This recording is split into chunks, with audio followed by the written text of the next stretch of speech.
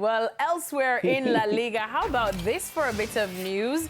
With the transfer window shutting in just 4 days, Rayo Vallecano have made a high-profile signing. James Rodriguez, the Colombian superstar and the former Real Madrid player, they got him on a free. Now, Kasey, let me start with you on this one because I know Rayo Vallecano is familiar territory for you. This feels like a win-win for both sides, isn't it? James back in La Liga, and I know you have a very special place for Rayo in your heart.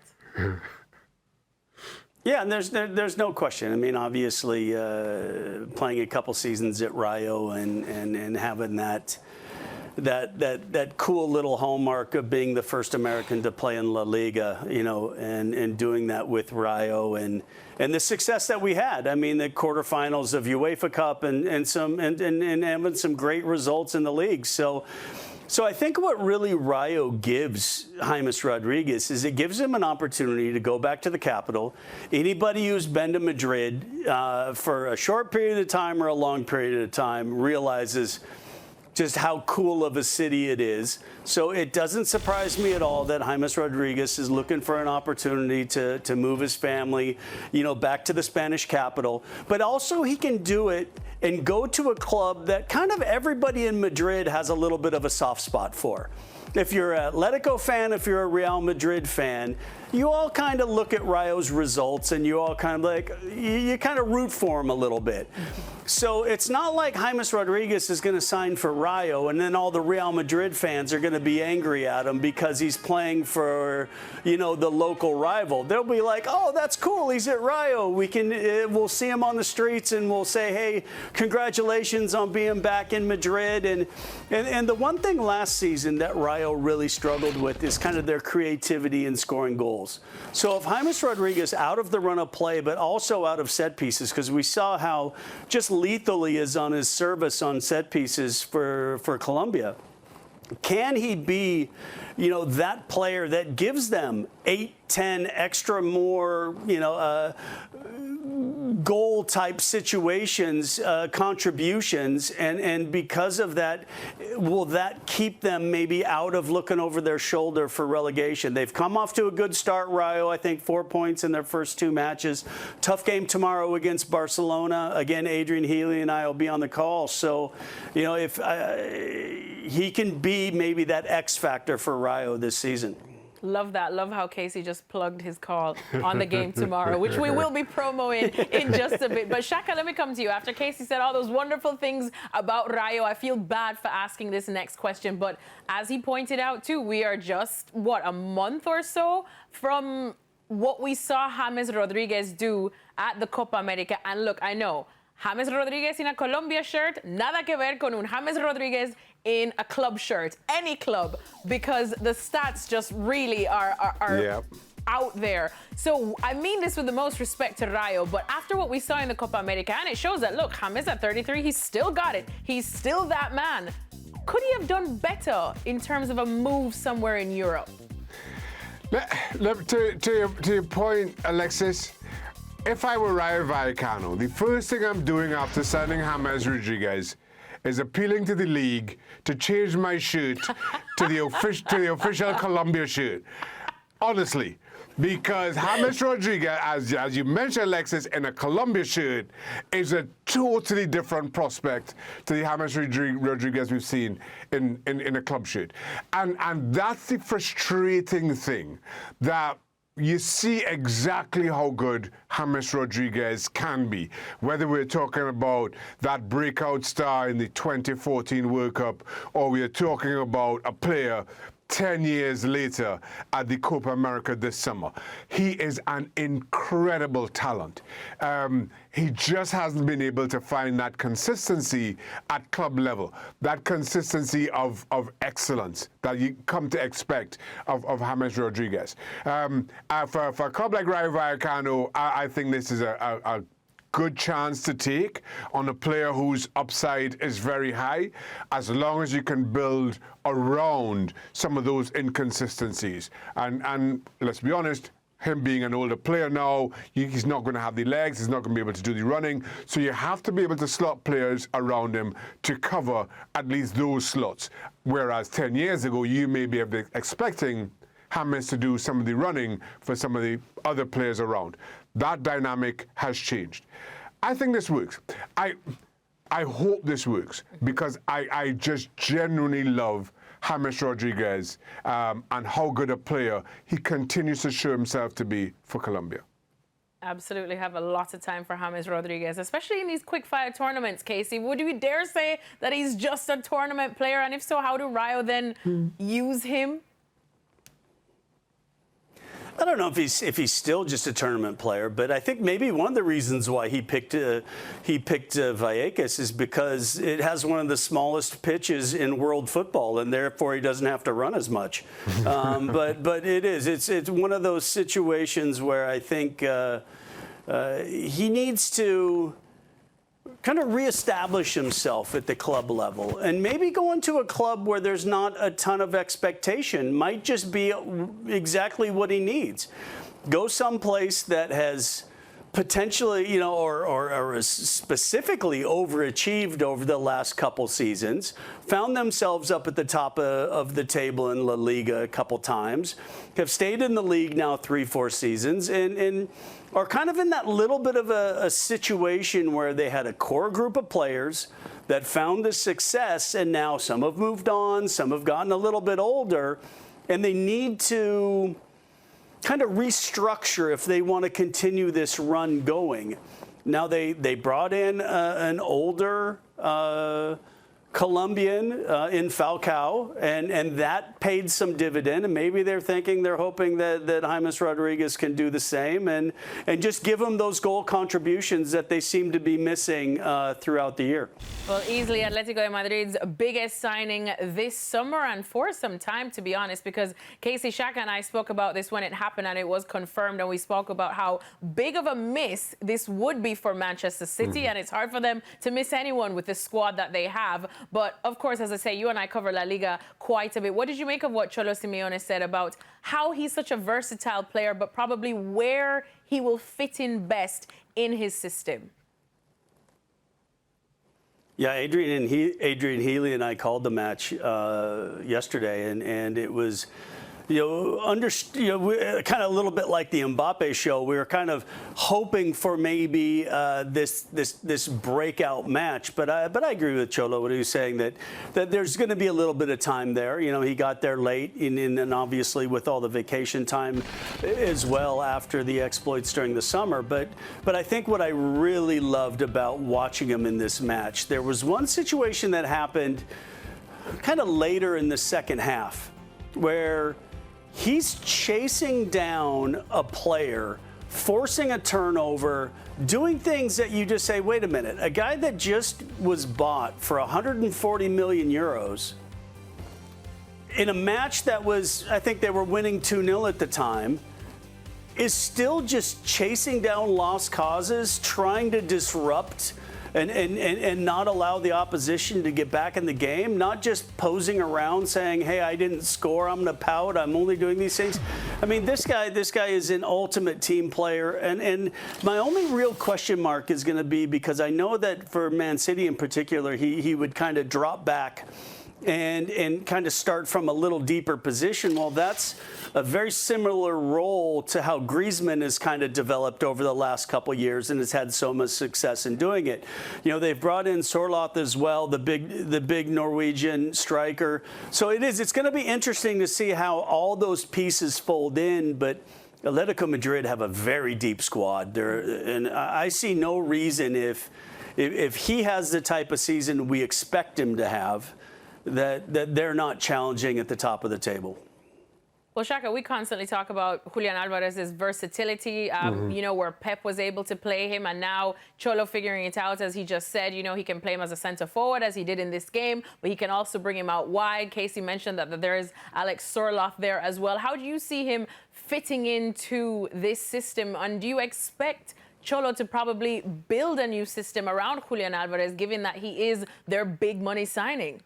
I don't think he needs to build a new system around Julian Alvarez. I think Julian Alvarez fits into any system that he's a part of. When the transfer was announced, or it was kind of building, I said at the time that Julian Alvarez's greatest asset is his versatility. His greatest curse is his versatility, in that managers would play him wherever is needed, as opposed to where he may want to play. So Julian Alvarez can fit into anything, and if there's one thing we know about Diego Simeone, is he has a system, and you're expected to fit into that. I do not doubt for a moment that Julian Alvarez will fit in, and he showed, and Kasey just touched on exactly why. Listen, I think Julian Alvarez, and again to Diego Simeone's interview, he can play as an out-and-out striker. He can play as one of a front two. We saw that with Manchester City, both those positions. We saw him as one of a front three for Manchester City. The trouble for Julian Alvarez is he is just not the out-and-out striker that Erling Haaland is. So he always found himself as being that second piece to Pep Guardiola's attacking puzzle. Now he's the main cog for Diego Simeone. I do not doubt that he will again be outstanding. I do not think that Simeone has to adjust much to accommodate Julian Alvarez. I think it's exactly the kind of player that Atletico Madrid want and need. The only challenge for that is kind of given where Atletico Madrid have set their bar. They've won La Liga. They've gotten the Champions League finals. All of a sudden, you have three clubs in Spain where the only success is defined by winning. Finishing second, finishing in Champions League is not just good enough, as we may have conversations with other football clubs. And that's the challenge. With that kind of money spent, Atletico Madrid want to be finishing top. But then so do Barcelona, so do defending champions Real Madrid. Yeah, Kasey, that was going to be my next question to you, because, of course, you got to watch Atletico Madrid extra close this time, especially in that game, seeing what the likes of Julian Alvarez could bring, as well as Conor Gallagher, who did get some minutes in as well. How much do these signings, I suppose, impact what you feel Atletico de Madrid can do in terms of pushing Barcelona again and even pushing Real Madrid? Yeah, I think one of the biggest problems last season in particular with Atletico Madrid was just not just their away form, because that's what really hurt them last season.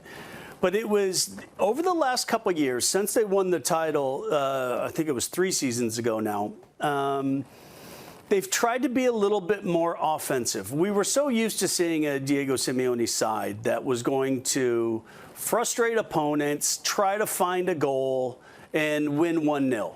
And they've tried to be more offensive, but they just cannot find the balance right. So when they start pushing more numbers forward, they look suspect defensively. And how can they figure that out? Because we know the best teams in the world look like they're going to score goals, but they don't look like they're going to concede a bunch of goals at the same time. And so I think what he's trying to do is find players that can kind of be more two-way, that can play both directions. And obviously we talked about the work rate of Julian Alvarez. That's clear. Conor Gallagher is your straight up Diego Simeone mold.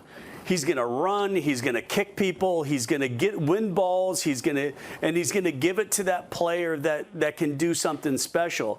Yeah, it's going to take a little time. It's not easy going in. I did it a couple different times in my career, going into a different country, a different team, not speaking the language, and trying to, assimilate as fast as possible. Now he's obviously, when Trippier did it, it shows a good example for Atletico Madrid that they're accommodating to that, and so I think it's a great, I think, foundation for Atletico Madrid to challenge. We know all the issues that Barcelona are having. I mean, it looks like they finally are going to get some people eligible to play here tomorrow. But still, it's I think Atletico's squad is going to challenge all season, particularly if they get some guys firing early.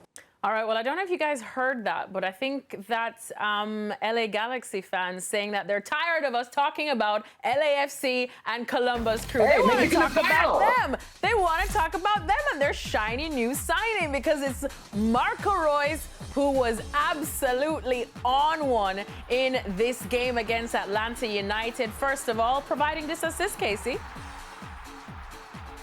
Yeah, look, Marco Reus is a very quality player. And coming in here, I talked about all the time, when players like Marco Reus's caliber come to MLS, the key is they have to treat it with respect. They have to put the work rate in, and then their talent will rise. Look, he came on as a sub, and he made an instant impact. Yeah, and well, he went from assisting to just getting the job done himself, Mao, with a goal. Yeah, that's just the perfect start, right? You come in the game, you assist, and then you have a chance to celebrate with new fans, scoring in a game that was important for the LA Galaxy to stay top of the table. And there's no better way to introduce yourself to Major League Soccer than the way that Marco Reus did it. Well, let's look at the standings in the west of MLS. As Mao just said, LA Galaxy there at the top, just ahead of LAFC. Now, you'd remember LAFC, of course, have a couple of games in hand, but still 5-point gap just between them. So they'll probably be feeling a little bit nice. But let's talk about Marco Reus, and since he has just absolutely hit the ground running. Kasey, does his inclusion now, and if he continues in this vein, does it make LA Galaxy favorites in the West? I don't know if it necessarily catapults them to favorites, but it definitely gives them a much better opportunity to get themselves kind of look. We were so used to this LA Galaxy club, challenging, always being one of those teams that could win an MLS title. They kind of dipped over the last few years. Is this the piece that kind of comes in that then takes them to, I think favorites in MLS is a tough word, but I think what it does is it puts them in the conversation. Now, how quickly, was this a dream start? 100%. Can you expect an assist and a goal from every game coming off the bench for Marco Reus? No, but it definitely is a very, very talented player with a little something to prove. The way he left Dortmund, the way that he's had a little bit of a break. Now he's pretty fresh coming in for the end run, and yeah, he could definitely be an X factor for LA Galaxy in their attempt to win another MLS Cup. Mao, in terms of stars in Hollywood and here in LA, is he a bigger signing, you think, than Olivier Giroud? It's a great question. I do not think so. I think still Giroud is a bigger signing just because he's a world champion. And listen, Marco Reus was very unlucky with injuries all along his career, but he was considered one of the best talents of his generation. And if he hadn't missed that much time because of injuries, I'm sure that his impact, even in the German national team, would have been bigger, and his aura as a superstar would shine brighter than what it already does. But Olivier Giroud, man, the way that he was a part of that national team that won the World Cup in 2018, and I remember the conversations, well, he's the number 9 and he didn't score, but he was crucial for that squad. Without Olivier Giroud, maybe he do not win the World Cup. And the way he remained important and he established himself as a starter for the national team, and then at the club level with Arsenal, Chelsea, and at the end of his career at AC Milan, it feels like he's the bigger star. Now, that doesn't mean that he's going to be more important to LAFC than what Marco Reus can be for the LA Galaxy. I still feel that the Galaxy are one consistent goal scorer away from being favorites in the West. I still feel the LAFC are a slight ahead of them, but definitely for the rest of the squad, the moment they see a class player joining the team, immediately that has an effect. It brings confidence. It brings a different level of competition inside the Galaxy. So it is a big signing, and trust me, the Galaxy needed it. They needed a name like Marco Reus. And they got their superstar indeed.